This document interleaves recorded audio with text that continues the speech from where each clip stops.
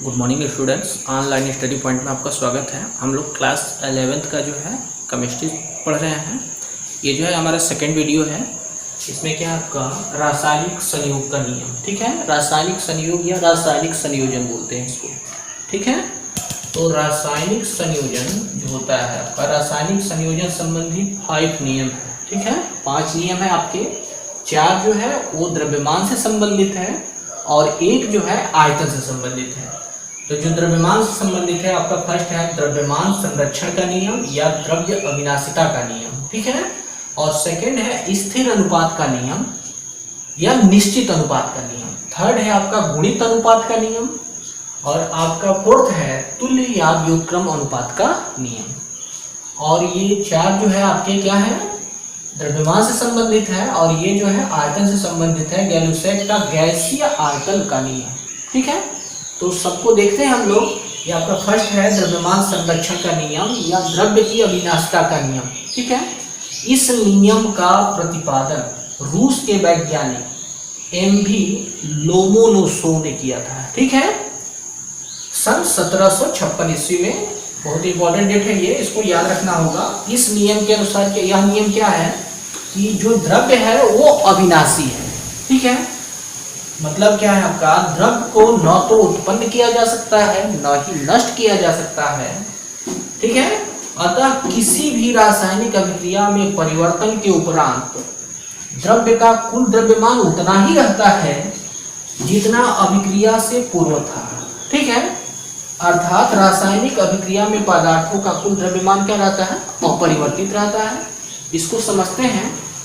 मतलब ये है कि द्रव्य न तो उत्पन्न होता है न ही नष्ट होता है, केवल एक रूप से दूसरे रूप में परिवर्तित होता है।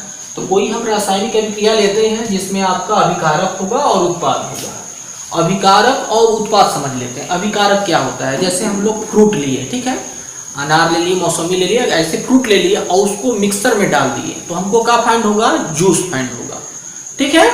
तो जूस हमारा क्या है, उत्पाद है आपका। और जो फ्रूट लिए थे उसको क्या बोलेंगे हम लोग, अभिकारक। जैसे कोई रिएक्शन ले लेते हैं हम, ये आपका NaCl है, सोडियम क्लोराइड प्लस AgNO3, ठीक है। और गिव्स दैट क्या बनेगा आपका AgCl और ये हो जाएगा आपका प्लस AgCl हो गया, ये NaNO3, इसको बोला जाता है चीनी साल्टपीटर या सोडियम नाइट्रेट बोला जाता है, ठीक है। तो अभिकारक में आपका क्या क्या है, अभिकारक का द्रव्यमान निकालेंगे और उत्पाद का द्रव्यमान निकालेंगे। अगर दोनों इक्वल हो जाता है तो यह हमारा फर्स्ट नियम की पुष्टि हो जाएगा कि ये द्रव्य में क्या है आपका, अभिक्रिया से पूर्व और अभिक्रिया के बाद ही उसका द्रव्यमान क्या रहता है, संरक्षित रहता है। वही क्या कहलाता है, द्रव्यमान संरक्षण का नियम होता है। तो अभिकारक में क्या क्या आएगा, अभिकारकों का कुल द्रव्यमान, अभिकारकों का कुल द्रव्यमान क्या क्या होगा आपका, ये हो जाएगा NaCl का द्रव्यमान प्लस AgNO3 का द्रव्यमान, ठीक है। द्रव्यमान मतलब वही मॉलिक्यूलर अणु बाहर निकालेंगे। तो इसका होता है आपका 58.5, Na का होता है 23 और Cl का होता है 35.5। मतलब इंक्लूड रूप से लिखेंगे तो क्या हो जाएगा, ये 58.5 हो जाएगा। और ये हमारा क्या हो जाएगा, Ag, ठीक है। तो ये क्या है आपका NaCl का हो जाएगा 58.5 हो जाएगा। AgNO3 का यहाँ निकाल लेते हैं, क्या हो जाएगा आपका AgNO3। तो क्या है, Ag का होता है 108, नाइट्रोजन का होता है 14 और 3 × 16 तो हो जाएगा 108, ये हो जाएगा 14, ये हो जाएगा 48। ऐड करेंगे तो कितना हो जाएगा 12, 20 का 0 हो जाएगा, ठीक है। 2 ये 4 1 5 का 2 कितना हो जाएगा आपका, 5 2 हो जाएगा 6, ठीक है। ये हो जाएगा 5 5 और 2 7 हो जाएगा,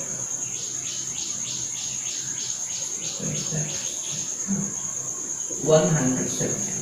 तो कितना हो जाएगा, ये 170 हो जाएगा। ऐड कर देंगे इसको, कितना हो जाएगा, ये 5 और ये पॉइंट, ये क्या है आपका 8 है, ये 0 है तो यहाँ 8 हो जाएगा, और ये 5 है, 7 है, 12 हो जाएगा, कैरी 1 1 1 2।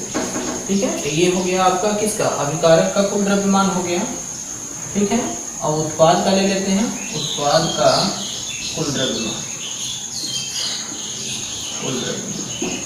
तो क्या हो जाएगा उत्पाद का, उत्पाद में क्या क्या है आपका AgCl है और प्लस है NaNO3।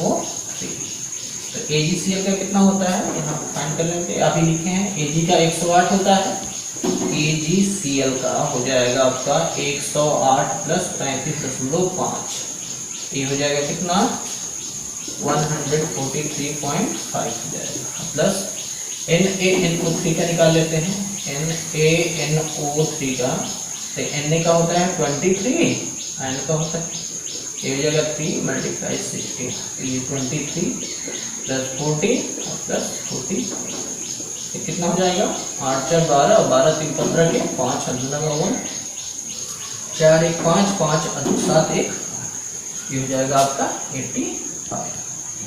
ठीक है, तो इसको ऐड करेंगे तो कितना हो जाएगा, ये तो 0.5 हो गया आपका। ठीक है, और ये हो जाएगा 5 और 3 8 हो जाएगा, 8 और 4 कितना हो जाएगा 12 हो जाएगा, 2 कैरी 1 2। ठीक है, तो देख रहे हैं आप, मतलब अभिकारकों का कुल द्रव्यमान इक्वल टू उत्पाद का कुल द्रव्यमान, मतलब क्या आपका इसका मूलक द्रव्यमान भी अगर ले रहे हैं तो क्या आ रहा है आपका इक्वल आ रहा है। इसका मतलब क्या है, द्रव्यमान ना तो नष्ट होता है ना ही उत्पन्न होता है, केवल एक रूप से दूसरे रूप में परिवर्तित हो गया। ठीक है, अब सेकंड देखते हैं हम लोग स्थिर अनुपात। ठीक है, तो ये देखते हैं हम लोग सेकंड वाला स्थिर अनुपात या निश्चित अनुपात का नियम। इस नियम का प्रतिपादन जो है J.N. प्राउस्ट ने सन 1799, कहीं कहीं 1797 भी है। ठीक है, तो NCERT वाला देख लेंगे हम लोग, NCERT में यही है आपका 1799 ईस्वी में किया था। तो क्या है ये नियम कि मतलब प्रत्येक शुद्ध रासायनिक यौगिक, ठीक है, यौगिक में निश्चित तत्व एक निश्चित भारानुपात में पाए जाते हैं, चाहे उसे किसी भी विधि से बनाया या प्राप्त किया जाए। मतलब क्या है आपका, रेन वाटर ले लें या सी वाटर ले लें या कहीं का भी हम वाटर ले लें, तो वाटर का फार्मूला आपका क्या होता है H2O होता है। इसमें जो है एक फिक्स रेशियो होता है, जैसे इसमें क्या है हाइड्रोजन 2 है, H2 है, और ये क्या है ऑक्सीजन, तो ये हो जाएगा 2, हाइड्रोजन का 1 होता है, इसका 16 होता है, तो ये हो जाएगा 2:16। ठीक है, इसको सिंपलेस्ट फॉर्म में करेंगे तो क्या हो जाएगा 1:8। जो आपका वाटर में जो है इसके मास में जो रेशियो है, भारानुपात जो है वो आपका क्या होता है निश्चित होता है। यही है आपका स्थिर अनुपात का या निश्चित अनुपात का नियम। ठीक है, अब जो है गुणित अनुपात का नियम। ठीक है, तो ये देखते हैं थर्ड वाला गुणित अनुपात का नियम। इस नियम का प्रतिपादन जो है जॉन डाल्टन ने सन 1803 ईस्वी में किया था। क्या है यह नियम, इस नियम के अनुसार जब दो तत्व संयोग करके 2 या 2 से अधिक यौगिक बनाए, ठीक है, 2 तत्व रहेंगे और 2 या 2 से अधिक यौगिक बनाएंगे, तो एक तत्व का भिन्न भिन्न भार, एक तत्व का भिन्न भिन्न हो सकता है जो दूसरे तत्व के एक निश्चित भार से, जो दूसरे तत्व के एक निश्चित भार से संयोग करके, ठीक है, संयोग करते हैं, वो क्या कहलाते हैं, इस गुणित अनुपात का नियम कहलाते हैं। परस्पर लघु पूर्णांकों के अनुपात में होते हैं। इसको एग्जांपल्स देखेंगे समझ में आ जाएगा। जैसे आपका क्या है, एग्जांपल में ले लेते हैं हम कार्बन मोनोऑक्साइड और कार्बन डाइऑक्साइड। ये क्या है आपके गुणित अनुपात में, ये गुणित अनुपात है। देखिए कैसे गुणित अनुपात है। कार्बन का क्या होता है C है O है, ठीक है, और ये क्या है आपका, इसका जो होता है कार्बन का होता है 12 और ऑक्सीजन का होता है 16, ठीक है। और कार्बन डाइऑक्साइड में क्या हो जाएगा, यहाँ देखिए कार्बन है और ये O2 है, तो ऐसे कर लेंगे O2, तो क्या है आपका कार्बन है 12 है और दूसरा वाला क्या है 2 × 16 है, तो कितना हो जाएगा आपका, यहाँ पे लिख देंगे हम 32।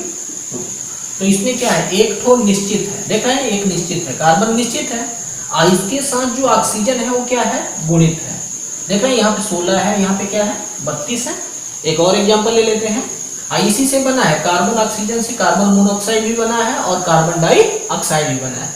एक और एग्जांपल ले लेते हैं, जैसे इसका ले लेते हैं हम, ये फर्स्ट एग्जांपल है। सेकंड है आपका ये नाइट्रोजन और ऑक्सीजन से, ये नाइट्रस ऑक्साइड, नाइट्रिक ऑक्साइड, और क्या है आपका नाइट्रोजन डाइऑक्साइड है, और ये नाइट्रोजन ट्राइऑक्साइड है, और ये डाई नाइट्रोजन टेट्राऑक्साइड है, और एक ले लेते हैं और डाई नाइट्रोजन पेंटाऑक्साइड। ये भी क्या है आपके पूर्ण गुणित है, ठीक है, ये भी गुणित अनुपात है, गुणित अनुपात है। इसको भी देख लेते हैं अनुपात। तो क्या है आपका N2O, यहाँ पे देखेंगे आप N2O है, क्या रेशियो है, नाइट्रोजन का ये 2 है और ये मल्टीप्लाई आपका N है, N का होता है 14, तो कितना हो जाएगा आपका रेशियो, ऑक्सीजन 1 है तो इसका 16 हो जाएगा, मतलब यहाँ पे क्लियर लिख लेंगे आपका 28:16। नाइट्रोजन का क्या है आपका 28 है।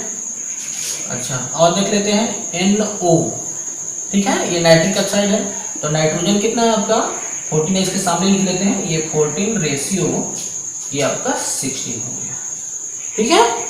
तो क्या कर लेंगे, इसको भी फिक्स कर लेंगे, इसमें 2 से डिवाइड कर देंगे तो कितना हो जाएगा, ये आपका यहाँ लिख लेते हैं हम, 2 से डिवाइड कर लेंगे तो ये आपका 14 हो जाएगा, और ये वाला रेशियो कितना हो जाएगा आपका 8 हो जाएगा, ठीक है। तो ये नाइट्रस ऑक्साइड का था क्या था 14 रेशियो 8 कर लिया, और भी कर सकते थे लेकिन हम क्या है नाइट्रोजन 14 सब में आएगा, ठीक है, तो इसको फिक्स रखेंगे। ये वाला क्या हो जाएगा, ये आपका गुणित आएगा। देखिए आपका नेक्स्ट है, ये नाइट्रिक ऑक्साइड हो गया, नाइट्रोजन डाइऑक्साइड NO2, तो इसमें क्या है आपका नाइट्रोजन डाइऑक्साइड वाले में नाइट्रोजन है आपका 14 रेशियो 2 मल्टीप्लाई 16 है, तो यहाँ क्या हो जाएगा, ये तो 14 है आपका, ये 14 है आपका, और ये वाला कितना हो जाएगा 32 हो जाएगा, 2 16 32, ठीक है, ये हो गया रेशियो। नेक्स्ट है आपका नाइट्रोजन डाइऑक्साइड, ये है डाई नाइट्रोजन ट्राइऑक्साइड, ये N2O3 है, इसको क्या करेंगे हम 2 मल्टीप्लाई 14 है, नाइट्रोजन 2 टाइम्स है, और ऑक्सीजन कितना है 3, तो ये लिखेंगे आपका 3 और ये हो जाएगा 16, तो कितना हो जाएगा, इसमें क्या है आपका ये हो जाएगा 28 रेशियो 48 हो जाएगा। तो क्या करेंगे, इसको 14 करना होगा, तो कितना हो जाएगा, ये हो जाएगा आपका 14, ठीक है, और ये कितना हो जाएगा आपका 24 हो जाएगा, ठीक है। तो देख रहे हैं 8 है, 16 है, 32 है, यहाँ पे क्या आ गया आपका 24 आ गया। नेक्स्ट देखते हैं N2O4 है, इसमें क्या है आपका 2, नाइट्रोजन है आपका 14, ठीक है, नाइट्रोजन है 14, ये कितना हो जाएगा 4, ये हो जाएगा 16, यहाँ हो जाएगा 28 रेशियो 64, तो इसको क्या लिखेंगे हम 14 कर लेंगे, इसमें भी 14, और ये हो जाएगा आपका कितना 2 से करेंगे, ये हो जाएगा आपका 30, ठीक है।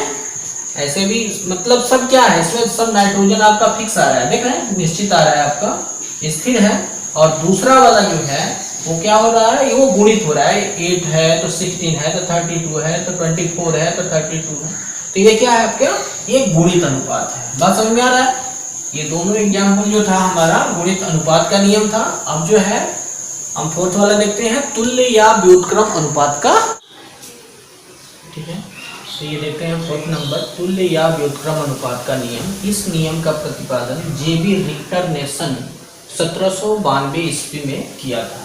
इस नियम के अनुसार क्या है कि जिस भारानुपात में दो तत्व A और B है, ठीक है, जिस भारानुपात में दो तत्व A और B पृथक पृथक किसी तीसरे तत्व C से एक निश्चित भार से संयोग करते हैं, उसी भारानुपात या उस भारानुपात के किसी सरल गुणक या सरल भिन्न में दोनों तत्व परस्पर संयोग करते हैं, ठीक है। तो इसको जो है एग्जाम्पल से समझते हैं। जैसे आपका क्या है, ये एग्जाम्पल ले लेते हैं हम, ये आपका है कार्बन है, ठीक है, तो कार्बन से जो है अलग अलग, कार्बन से हाइड्रोजन और कार्बन से ऑक्सीजन आपस में संयोग करके क्या बनाएंगे, CH4 बनाएंगे, मेथेन बनाएंगे, आपके मेथेन और बनाएंगे कार्बन डाइऑक्साइड। ठीक है, तो इसका क्या रेशियो है आपका, ये कार्बन का 12 होता है और इसका है आपका 4, और यहाँ पे क्या है, ये 12 है और ये क्या है आपका इसके साथ 2 रेशियो, मतलब 16 दूनी का 32 है। तो इसमें कार्बन क्या है, कार्बन 12 है, ये भी 12 है आपका। हाइड्रोजन का क्या रेशियो है, 4 रेशियो आपका 32 है। तो क्या हो जाएगा, ये 1:8 होगा।